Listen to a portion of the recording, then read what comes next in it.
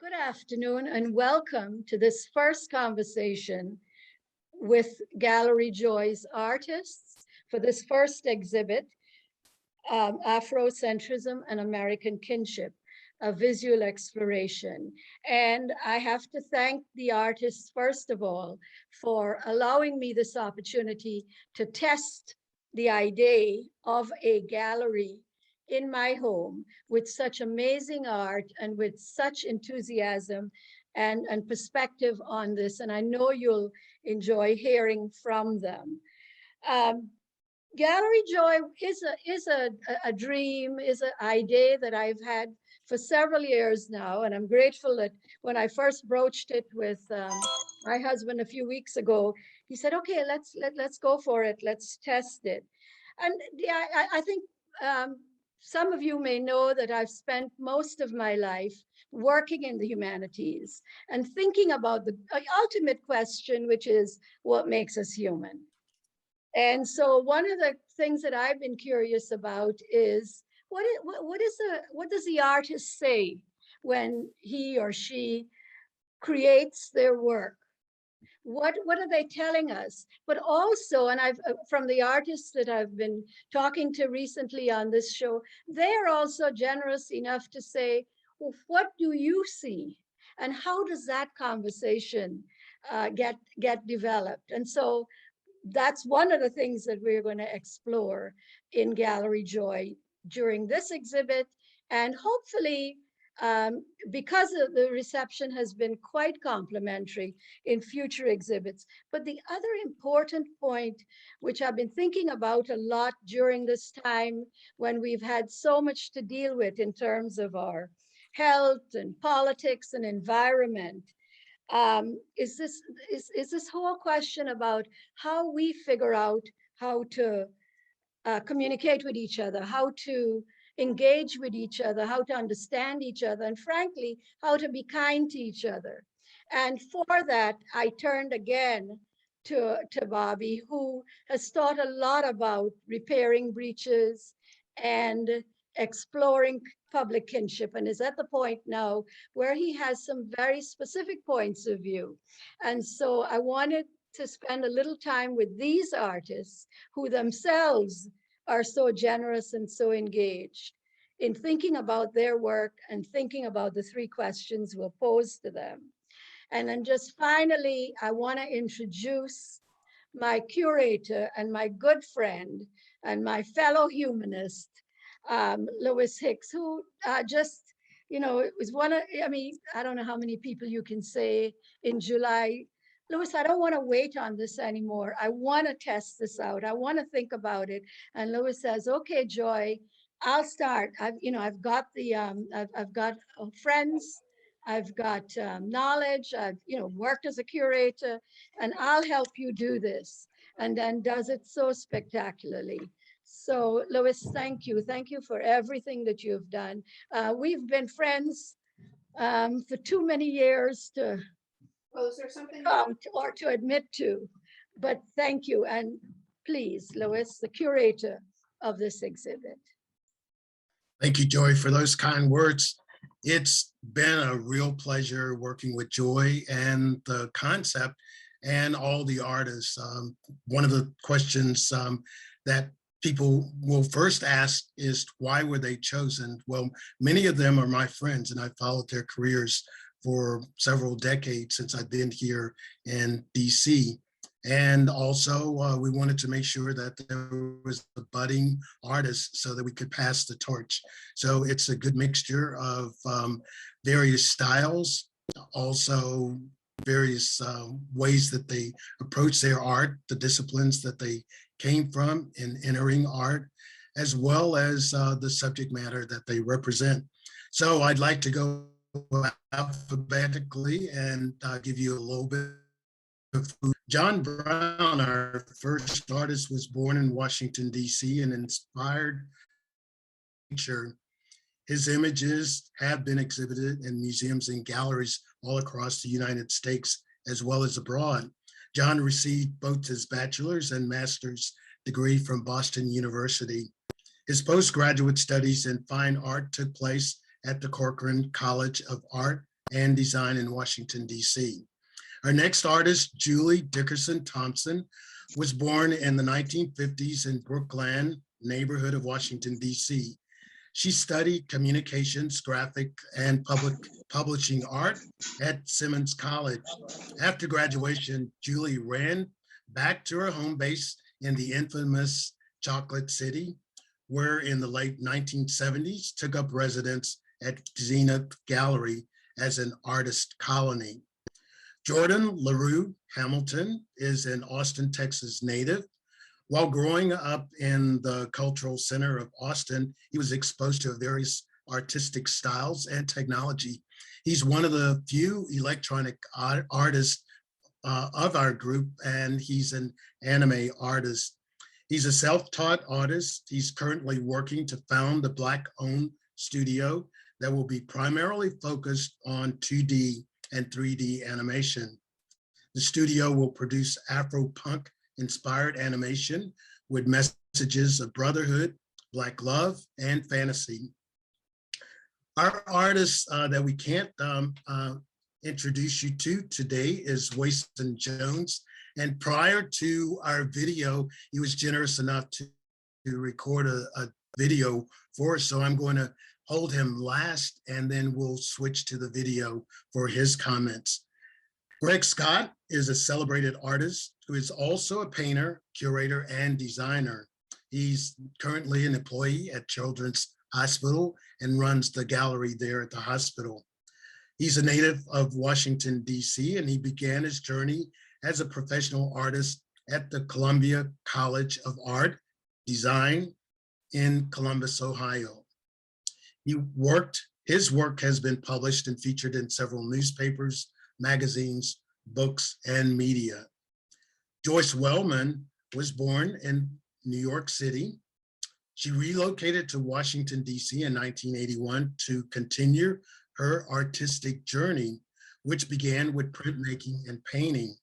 Her journey through art initially started in the early 70s at Robert Blackburn's printmaking workshop, at Kinshasa Redding's Color Point Atelier in New York's University, at Valerie Maynard's studio, at the Harlem Museum in New York City, and in the painting studios of friends and artists. Our last artist that we're going to feature is Wason Jones.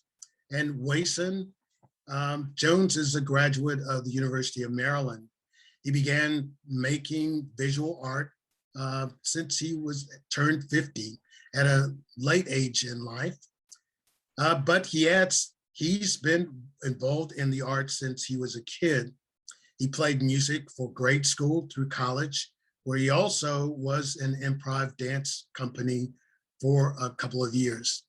So the first question that we'll pose to Wason will be posed through the video. So Nina, if you'll pull up our video, and we'll start with Wason Jones.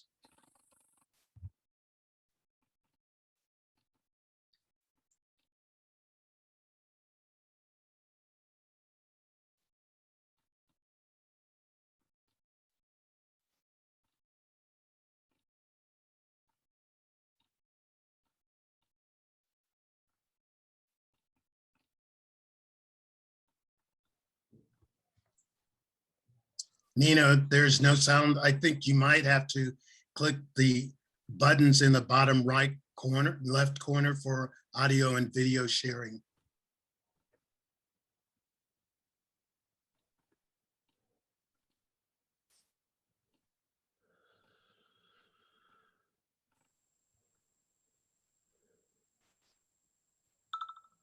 Wason, thank you for joining us today.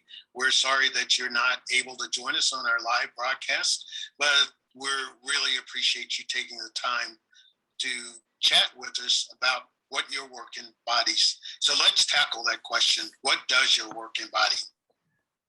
Okay, tackle is a good word because that's a challenging question, but I'll take it on. I think in general, my work embodies, whether it's toward the more figurative side, like the work on display at Gallery Joy, or the purely abstract side, like some of the works you can see in the background, actually, that my work always embodies a sense of presence, a sense of the presence of a metaphysical or spiritual energy that is projected out from the work. In the case of the series at Gallery Joy, the works are from the Black President series. And the persona in this case is obviously centered around former President Obama. You know, I had the thought that my work carries an idea of personification without identification, because I don't present work, figurative work, realistically. It's very abstracted. It's through titles and concept that the persona is really presented and explained.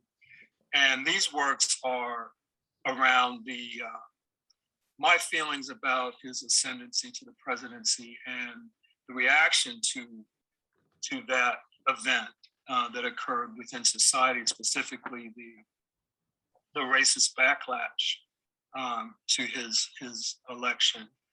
Specifically, of the three pieces on display, In the Fires really carries that meaning because it sort of implies or presents the idea of burning an effigy in the image and in the title as one of the most extreme reactions, racist reactions to his presidency. Those pieces are probably among the most specific in terms of an idea of personification of my abstract portrait. Okay, thank you. Welcome.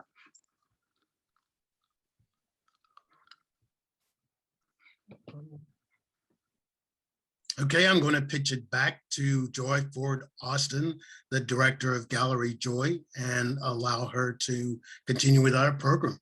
Joy. Thank you, Lois, and thanks to Wason Jones for that really interesting observations about his work. I want to also say at this point that we have a really lovely audience for this first time Zoom discussion. So I want to let you guys know, this audience, that you will always be the first audience, and therefore historically the very best audience for Gallery Joy's opening. So thank you so much. I'm delighted, and people keep coming all the time. So it's really nice. Thank you for spending some time with us today. It's my pleasure to introduce my husband, Dr. Bobby Austin, as the moderator for the next section of this discussion. Bobby has been a university executive. He's been a foundation executive. He's been the head of a couple of think tanks. He's also now the executive director of Neighborhood Associates, but throughout all, and many other things, but throughout all of this, I think the true lines of who he is and how he thinks is this idea that he developed in the 1990s around repairing the breach. And this was an idea about, it was directed towards African-American men and boys initiatives at the Kellogg Foundation, and how the breach between those young men in particular and the rest of American society could be forged. And I must tell you that the late columnist, and I'm blanking on his name, William Raspberry declared the work that he did at that time, the context for setting America on the right path, except he said it better than I just did. But, and so now that work for repairing the breach, has evolved into a very practical approach for public kinship.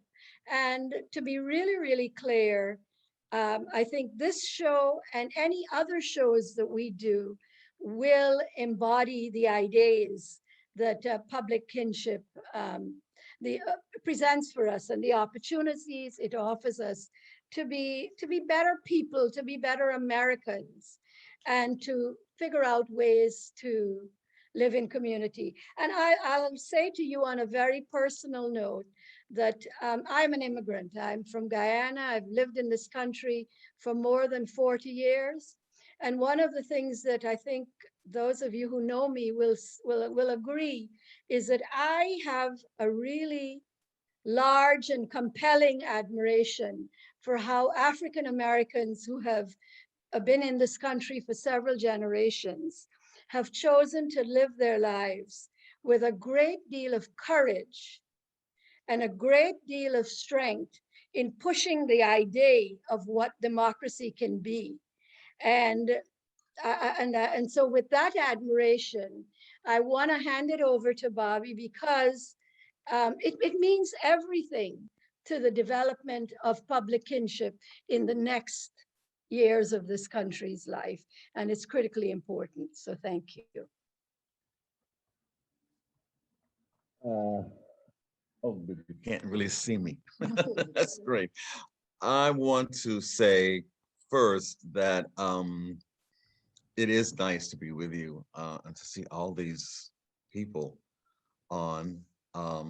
And I want to say that I am now preparing a manuscript called Repairing the Breach Between Yourself and Your Lovely Wife, who has turned your comfortable and wonderful home into a public display of art, because I never thought it was going to grow to this. I did say yes, but I must tell you that I never thought that every Sunday I'm used to having my martini at a certain time and watching all my British comedies, and I have to go upstairs and lay down. So I'm rearranging my life here around this gallery joyful, gallery joy. But you know, it's for Joy to have remained with me for all these years. I owe her that, because I'm not the most easy, most comfortable person to be around. I see one of my children on, and I'm sure she would agree with that. But this is something that Joy is very passionate about, and so I'm passionate about it. I love art, I love artists, but I've been in another space, and I'm working on that, and I continue to work on that. I'm working on something called public kinship. And it is the reason I'm working on that. And I'm not going to try to define it all for you today, because I don't think that that is necessary. I think that I look at your backgrounds, my God, you are world-class people. You have world-class ideas. The problem is we can't get your world-class ideas out to the world the way we should. And so one of the things that maybe the 2 or 3 things that could come out of this, maybe Joy has started something where people around the country in their homes will host artists and gallery openings in their homes and disturb their husbands and wives, no matter who they are, to get this word out, because we are very prone to be very upset. At least I am. You don't roam with the same group I do, and we're not particularly, I'm not particularly a rap aficionado. I might as well just admit that up front. Then you can think about me any way you wish. It's okay, I'm 77, so I won't be here much longer. And say, you know, I'm a classicist in that sense. And, you know, I'm a Negro spiritual person, and that's who I am, and that's who I'll be when I die. I love Aaron Douglas. I love people like that. You know, I'm in that vein. But when I heard the young man, Jordan, speak, and I looked at his background, I said, now this is the connection that we need. How do we bring you, not me, how do we bring you to the young people first in our own group, but it can't stay there? How do we bring you to our young people for discussion like this and other discussions? Because they can certainly discuss the work of, what's the first wonderful rap piece that came out, Melon Rhapsody? Somebody can put it in the chat room, Sashama, I think it's called, they're from Brooklyn, but anyway, the point was, what they did was to lay out a framework, and then other people exploded that framework. I think what Joy wants here is, how can these accomplished artists create the framework that will expand a real dialogue around values of art and not necessarily around values of I calling your mother by a particular name or all that kind of thing, nonsense, which I call it. I don't care what anybody else wants to call it. They can call it that. I call it nonsense. And even if it's realism, then maybe we need to bring fantasy back into the lives and the imaginations of young African American children. I think it is important. And I think it is something that is missing. Without imagination, our people would still be in slavery. Paper means nothing when you're free. You have to imagine yourself and your people in a place. And art helps us to build that imagination. And that is what you do. And that is what I see. When I go to a museum, I'm looking to see not necessarily myself, but some of my thoughts about who I want to be or who I can see. So public kinship for me is this. It is first and foremost doing unto others as you have them do unto you. It's pretty simple. It sounds very religious on a Sunday, but it can also be this: respecting others as you respect yourself, and teaching all people to do just that. If we had respect for one another, we wouldn't be in the mess that we're in now. Public kinship is what I am trying to create. I look at the science of it and I look at the spirituality of it. Scientists have certainly given us one fact that we can all work with today, and that is we are one human race. It springs out of Africa. Now, do with that as an artist what you will. How do you say that to the world? That we are one family, many branches, many trees, many whatever you want to call it.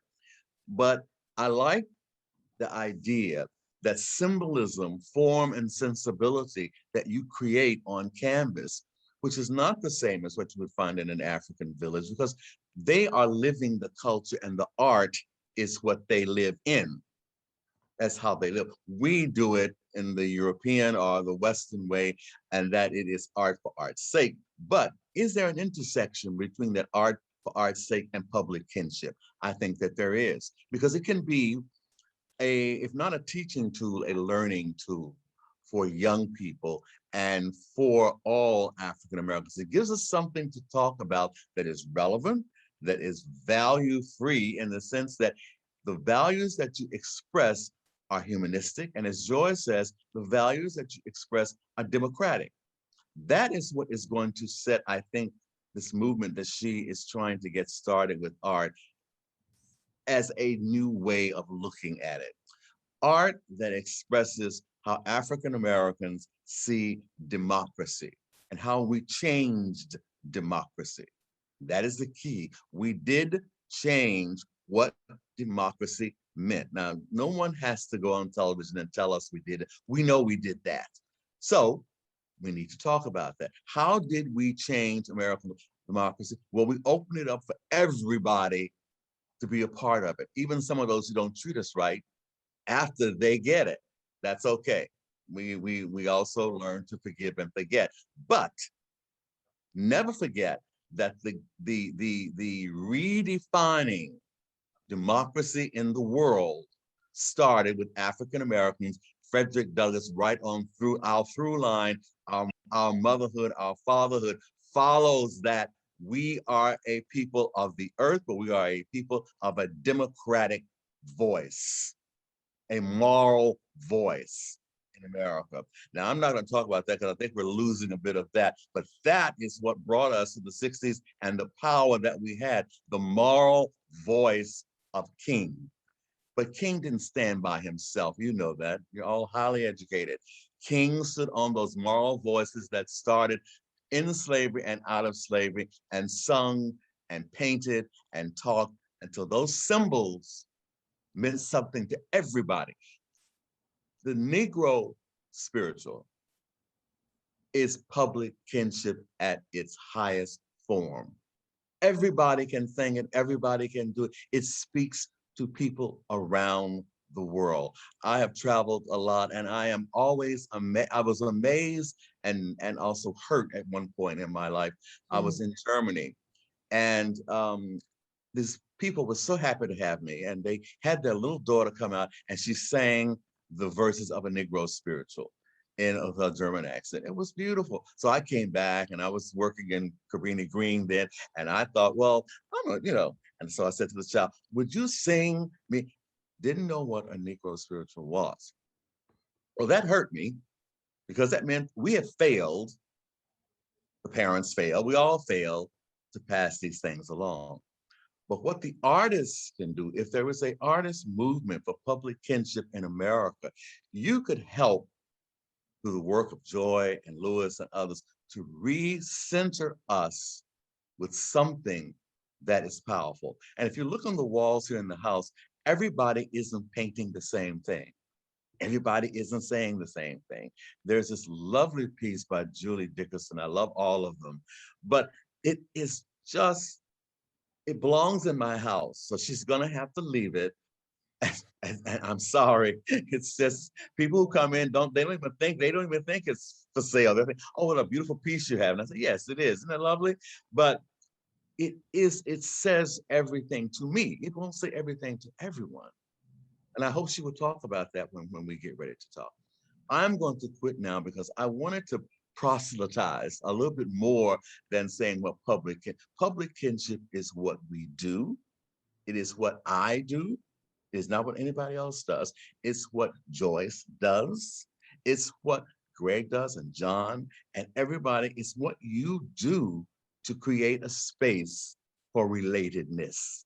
And I believe that art, your art, is where we could work with our young people. I'm so afraid of dying and our young people not being in a space.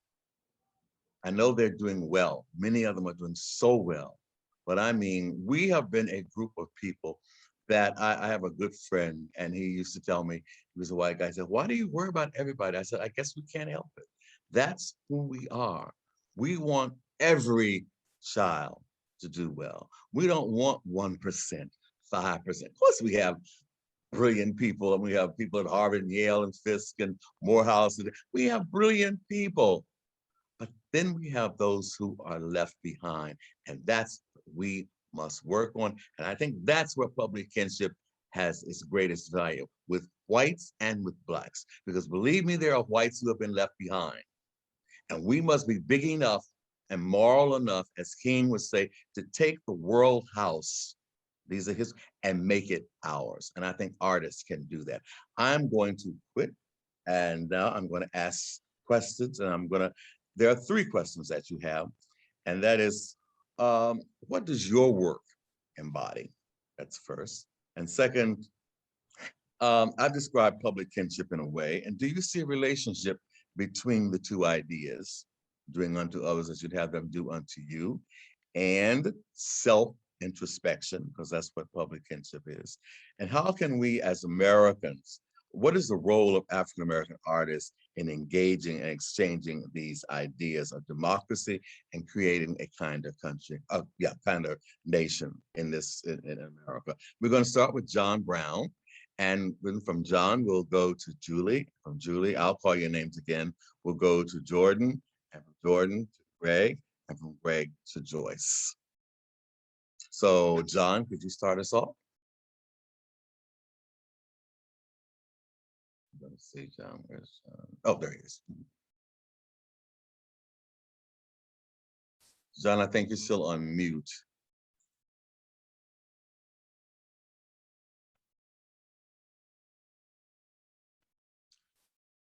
Looks like his pictures. There you are, John. There he is. Go ahead. Okay, thank you so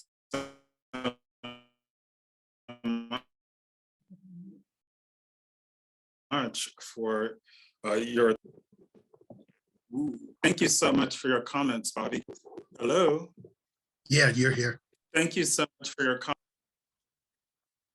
Okay, so I think you can see and hear me now. Is that correct?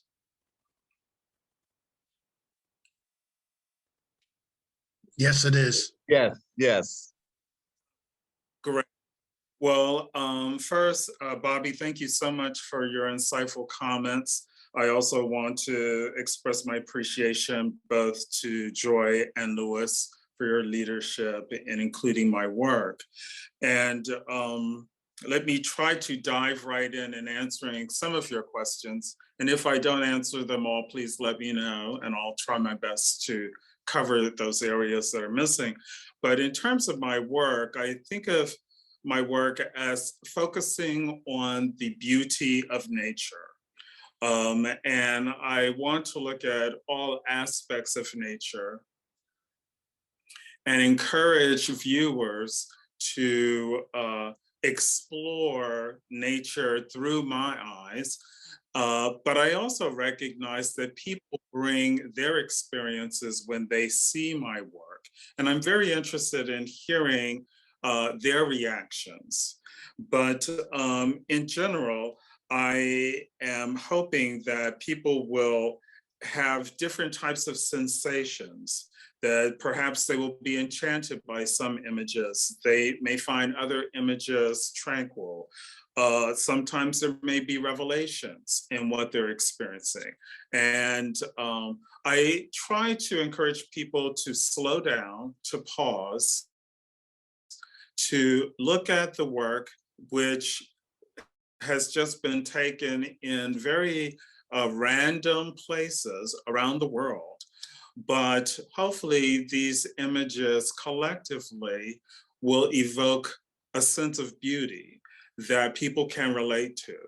And as an African American, I hope that people recognize that, oh, African Americans appreciate beauty in many forms, including nature.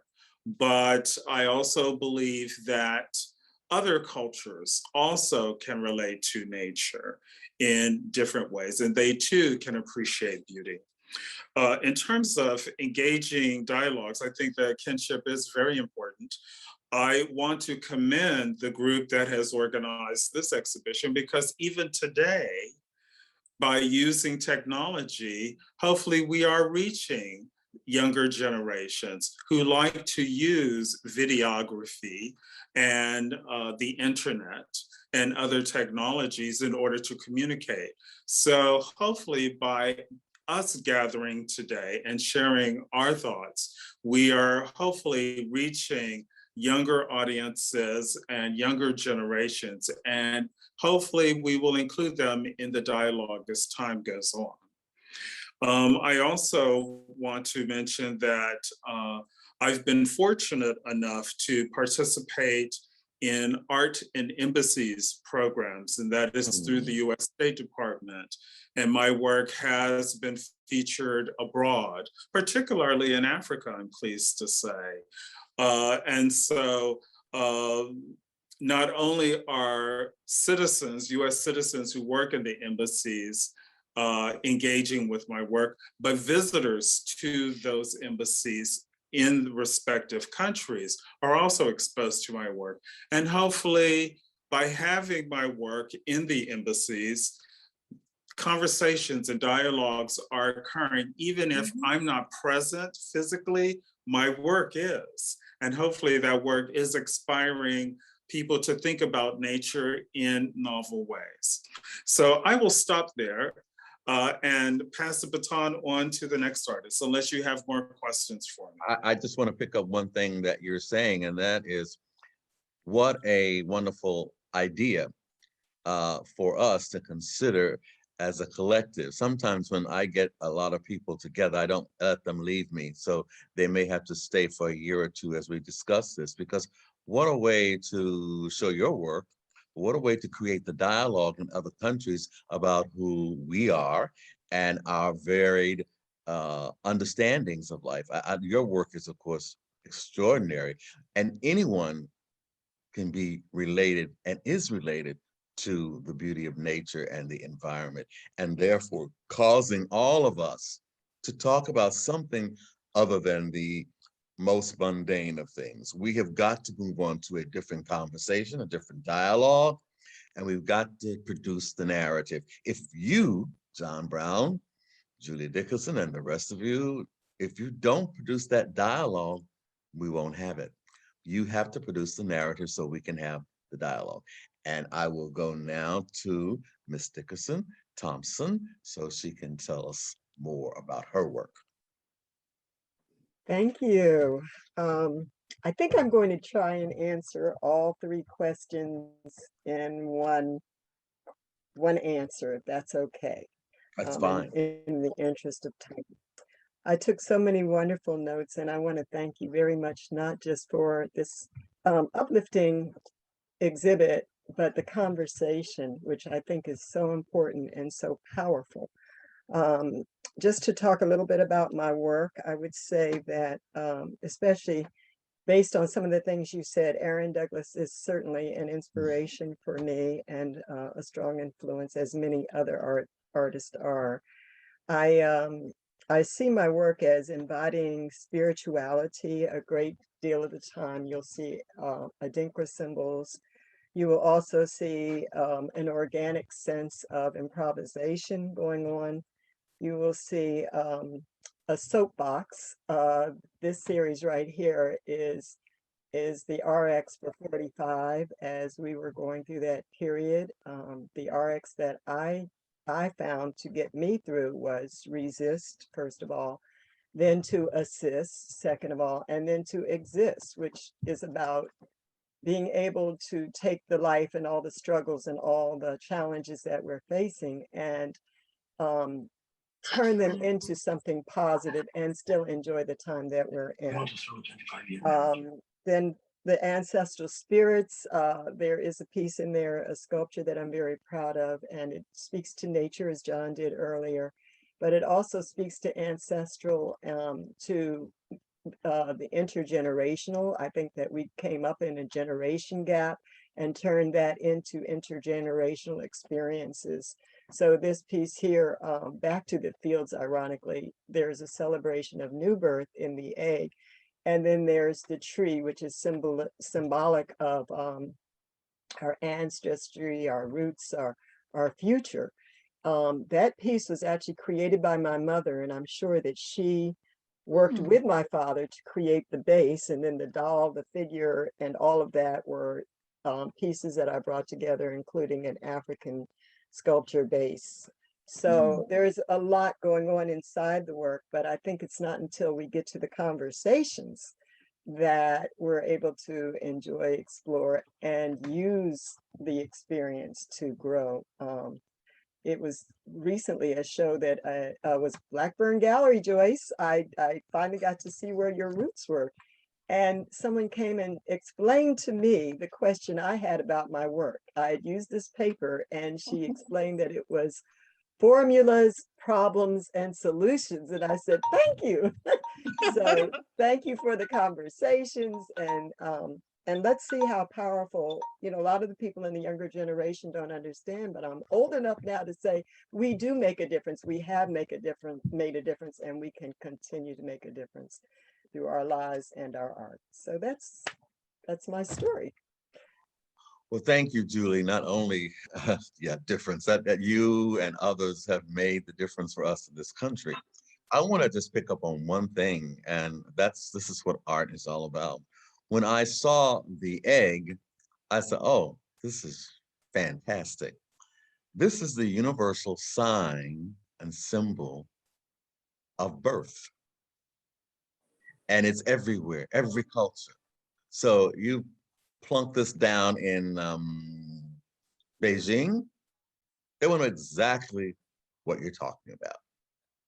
And you may explain other pieces of it, but they know. You take it to Russia, Mother Russia, they know what the red egg is all about. I've written a piece 30 years ago, didn't get published, but I still talk about it, called The Crystal Dream Pool, and it's about rebirth of the human spirit, and that's the egg.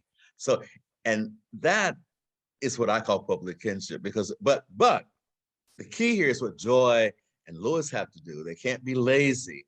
They're going to have to work with you and create the written narrative to go with this. as you're moving around in conversations. You got to have a study guide. I'm an old teacher too. You got to have a study guide. You can't just say anything and do anything. You got to put something on paper. It's got to be correct. And you got to help people see, aha, that is what that is. Thank you so very, very much. Appreciate that. Let's go to Jordan. Where is he? There he is, with the world behind him. Now, see, I love it. Young people know the signs and symbols. Okay. All right. I will go with what does my work embody? Mhm. Honestly, with a lot of my work, I like to put in a lot of fun, a lot of imagination, and just a little bit of like out of the box thinking so I can have different concepts to what you see every day in the media. So I work to cultivate that kind of difference, and then I bring it through in my artwork.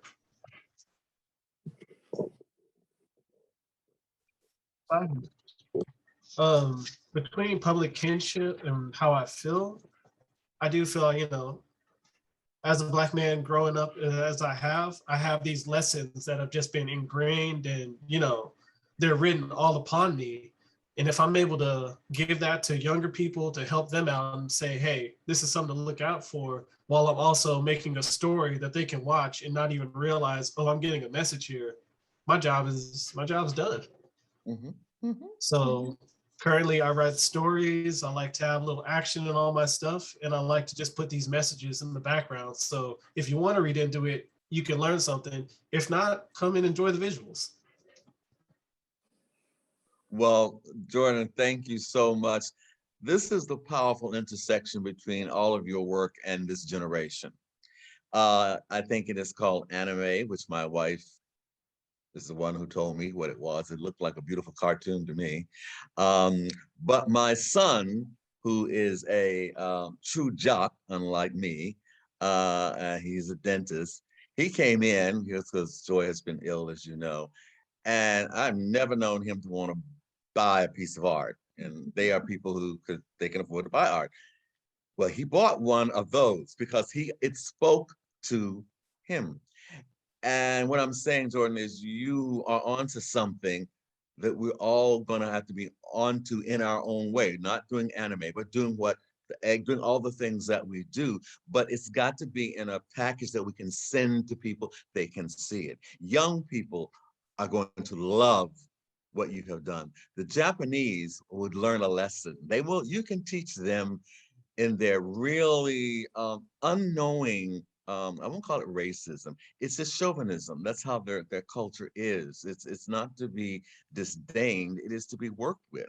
They simply see all people in the way that they sometimes see us. But what you have done is taken their work and you have created a narrative to create conversation between, let's say, the Japanese and our young people, which I think could be amazing for what and I just commend you for that. I commend everybody, but I think this is like a cutting edge piece that you are starting, and I'm glad that I'm here to see it because I think that is truly public kinship in the international order.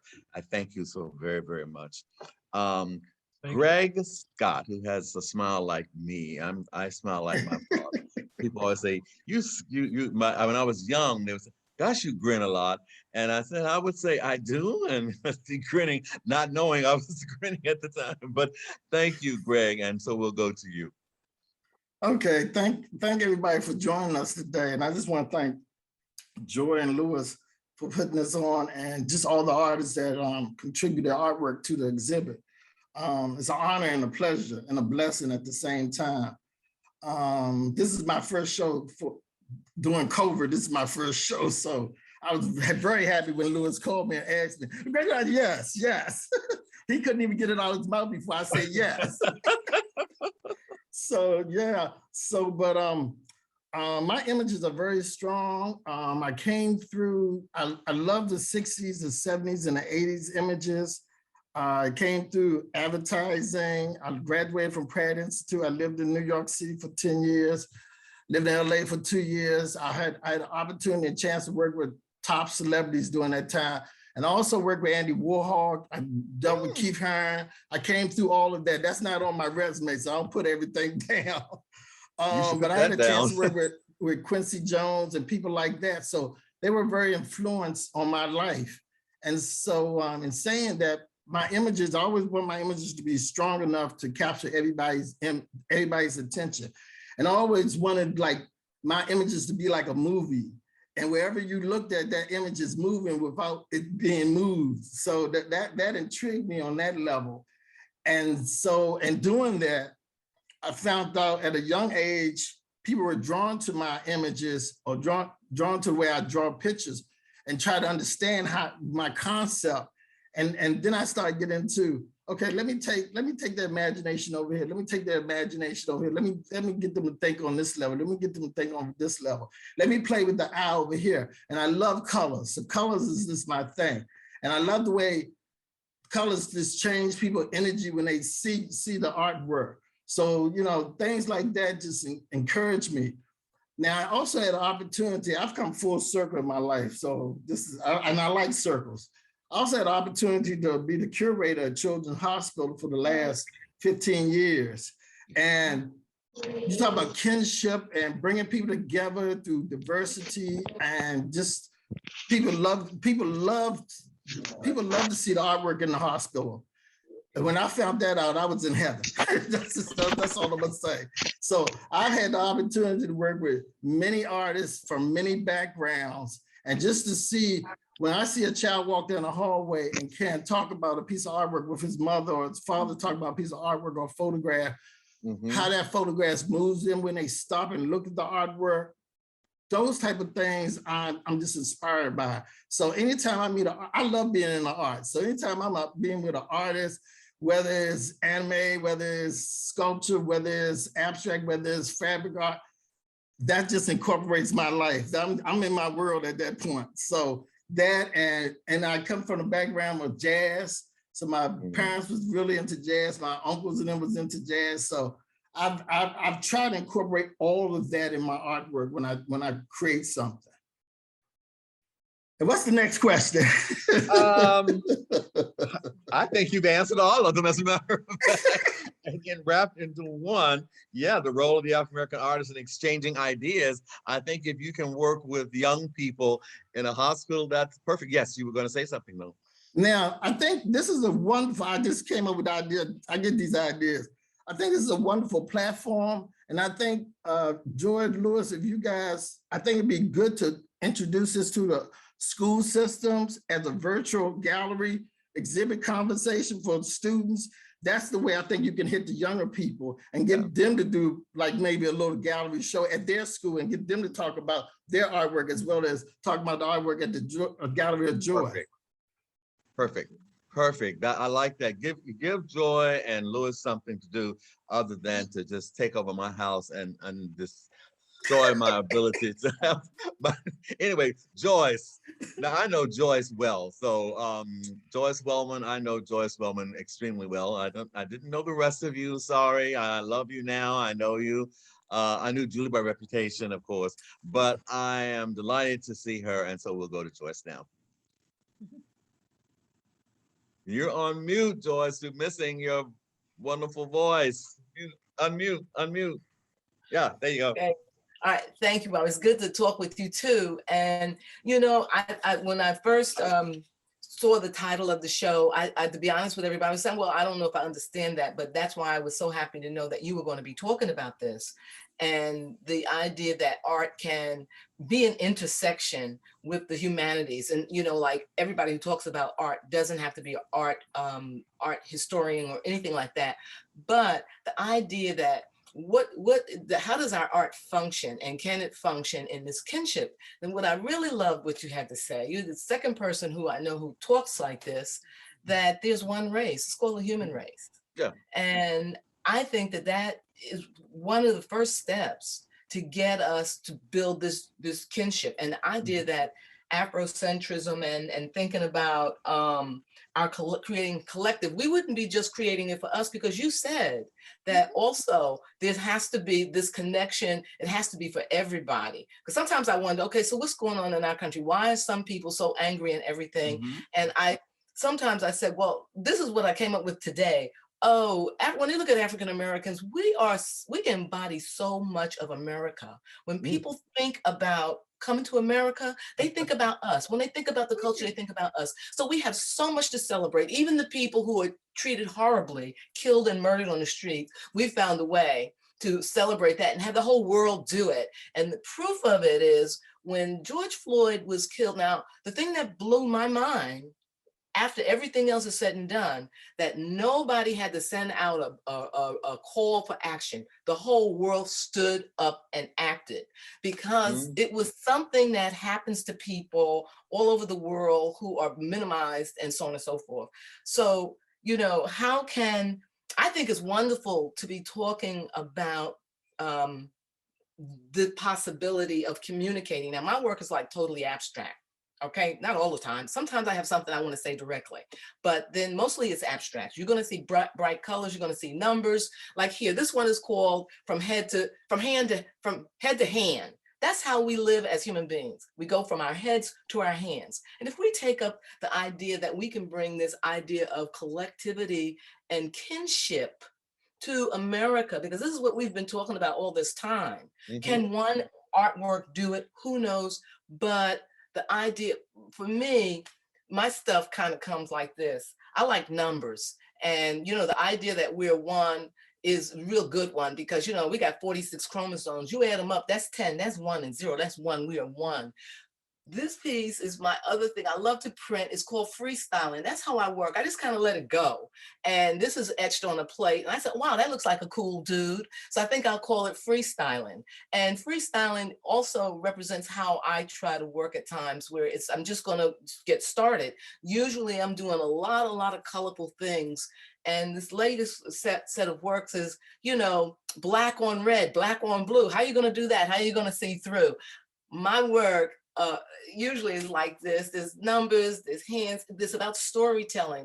My mother played the numbers when I was a little kid in Brooklyn, and that is the kind of thing that is constantly my memory, is my memory board, and it's the way I can talk about this thing. And so now we're from the digital 10, 0 to 9 to the binary, zeros and ones. So we think that that's the new thing, but it really isn't. It's been since the very beginning of time. But also brotherhood also could be talked about that way. Some of the names of my works, that's where I kind of come to. There's a one piece that's in the gallery right now. It's a triptych. It's called Easy Hubris. I see you. I am Nemesis. I am. And the third panel is Sociopath with a great big exclamation point. And that was inspired by Donald Trump himself.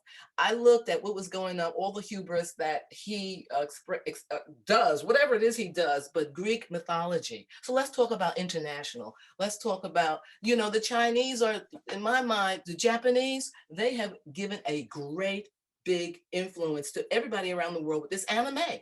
So we can say they're badasses. Okay, come on, let's do it. And like I said, with African Americans, we are the sort of like signpost. We are this thing that happens in America that everybody notices. And we're people who have their due coming, and perhaps it'll happen through the arts. So like when I get started working, I mean, I have a couple of things in mind, colors and da-da-da-da. I don't necessarily have messages until I read something like Say It Plain. And I know, Bobby, you know about that book. Yeah. And there's so many inspiring words in here, and of people who have come before us, and they've been on the march to do it. We're gonna do it too. I mean, when I first got here, it was abstraction. As they said, well, if you put a kente cloth in here, I can sell it. I guess I can't, you can't sell my work. That's okay with me.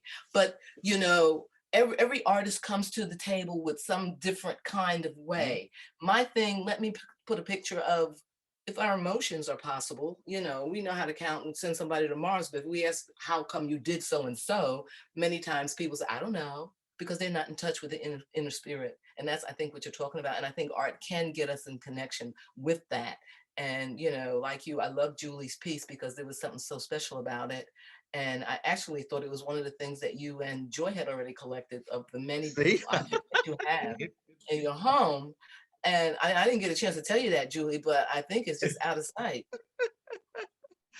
Well, thank you, Joyce. As always, Joyce always hits it right where it should be. She has that way. She has that Brooklyn knack of talking. I mean, we Southerners are slow. It takes us a long time to get all the words and sentences together. And she just rattles it off. Guys, thank you so much. I was only kidding. I'm so glad to have you in my home and Joy's home, of course. And I think what she has done and with Lewis is create something new. Isn't that wonderful? Something that we can comfortably do. You don't have to have a boxy museum, a gallery to show art and interest people in good ideas, good works, and standing for something, as Joyce just said, when the whole world stood for us and stood for themselves for democracy and fair play. Thank you. I'll turn it over to Joy, and I think they're going to now begin to ask questions from the. Well, thank you. Thank you, Good Bobby. Thank you very much. I guess I had a low-grade worry that we wouldn't hit the mark here. And of course, because I'm a warrior by nature, but that has all dissolved.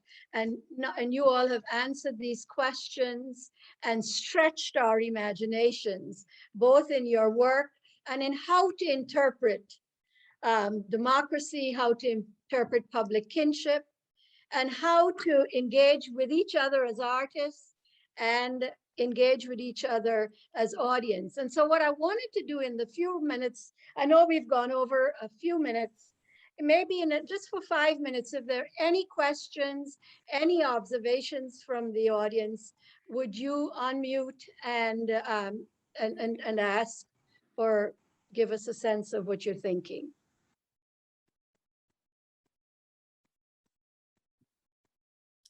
Hi. TJ. Hello. Go ahead. Okay, I'm Audra Burrows, and I was just wanted to comment on Joyce Wellman's pieces. I was fascinated by many of the ones that you showed. And there was one in particular, it was very horizontal, and I just was wondering what medium did you use for it? It had a lot of yellows and reds in it. Mm-hmm. Yeah, I think that was called On the Canal.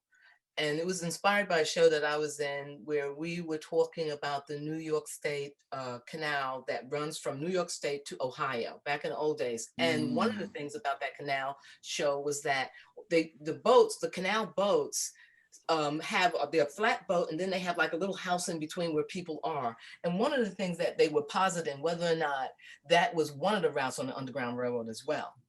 And so there was a book that I had read, and so it was going to go to it was going to be all about canal boats and the canal. But anyway, so you did ask me, I do this, that's acrylic on canvas, and it's also I like to do a little bit of mixed media kind of thing. So there's some, oil paint stick, or everybody knows something that you have a stick that makes color is a crayon, but artists use ones too that are like that. And so that's what it was. And charcoal, like when I'm working, I'll start with like from head to hand. That drawing, quote unquote, started with the spiral. So the spiral went around and around and around and up and down and and ended up in that hand. So that was one line that I did it because my inspiration will happen like in sort of like in that kind of way. It just boom. Mm-hmm. Comes out like this thing here, so it went around in the spiral, up and down, zigzag, all the way around,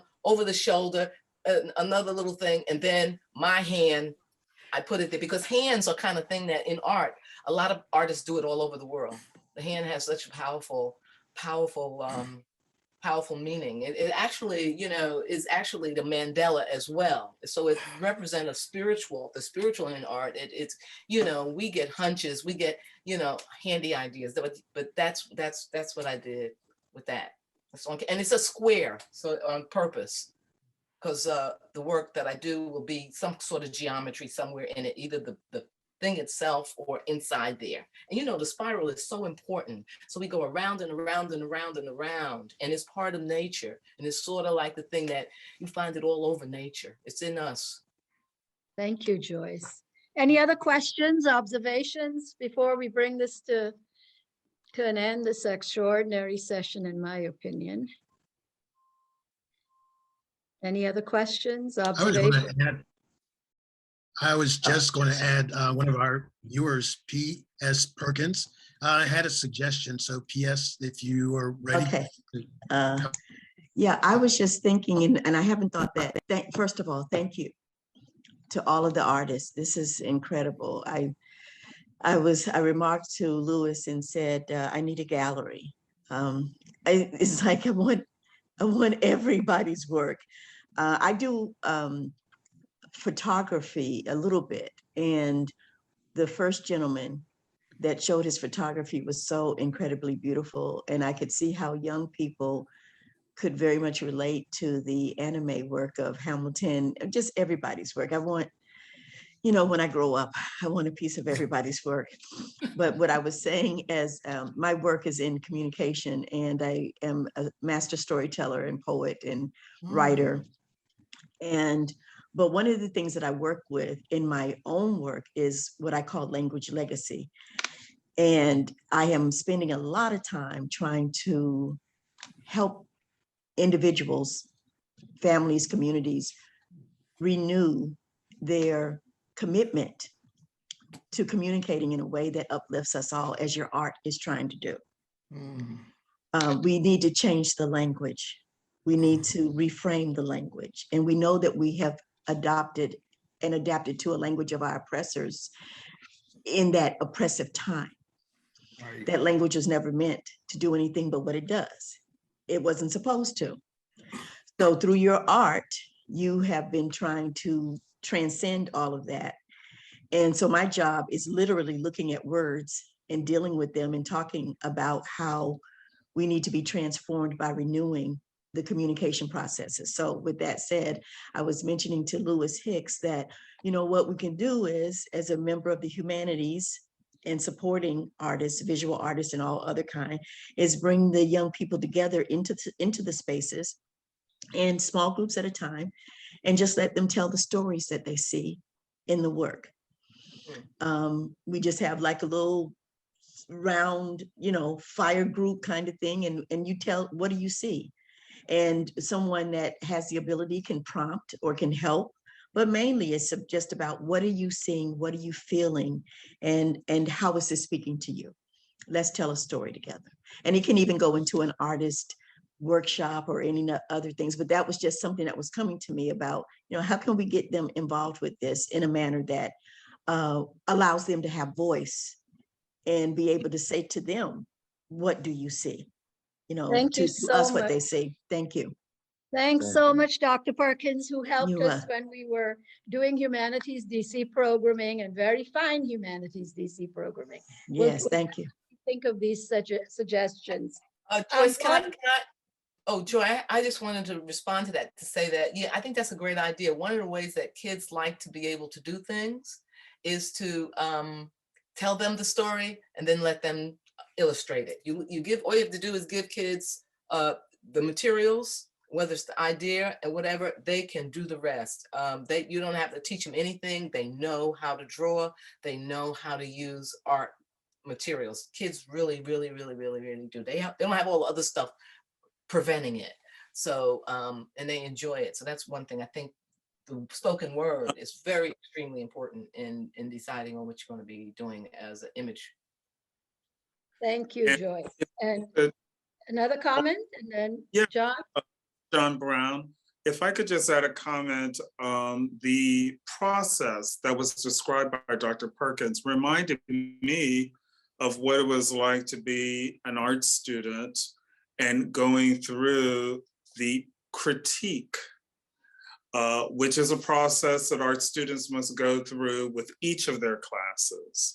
And it is when an artist would say, they would put their work up, display it at the front of the room. They would have about 3 to 5 minutes to describe what it is that they're trying to accomplish with that series of work. But then they must sit down, and each person, all the other fellow classmates, have the opportunity to tell the artist what they see in the work. And this is an exercise that most trained artists must go through in art school. And I think taking that concept and moving it into a classroom for young people or in a study room or some other gathering place and giving young people the opportunity, each one, to say what it is they see in the artwork would be a great process. And it's something that's not unusual. Artists are trained to go through that process routinely.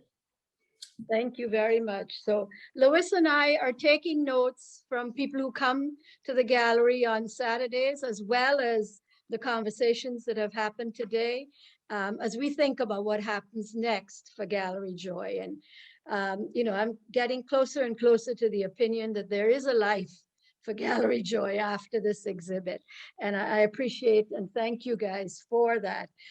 This audience has been remarkable. I don't think we've lost anyone over this hour and 10 minutes. So I don't want to stress their patience too much. Again, thanks for the participants. Thanks to Lois. Thanks to Bobby. Thanks, of course, to the artists who come so prepared and so creative and so inspirational. And most of all, in these moments, thanks to Nina, who managed the whole Zoom. And please give her a clap, because, you know, no amount of preparation works once you get into the space and there's not somebody competent to help you. So Nina, thank you very much for always being there. We've got some nice comments in the chat room, and we'll pay attention to those as well. I really appreciate all that you have given us. We have 2 more Saturdays in October, on the 23rd and the 30th, from 2 to 4 p.m. And so if there's someone who we don't have your email, if you can put it quickly in the chat room so that I can send you a message about that. And again, for me, this has been so inspiring, beyond my expectations. And I'm very, very grateful for audience. I'm grateful for artists. And you'll hear from us again soon. Appreciate it very much.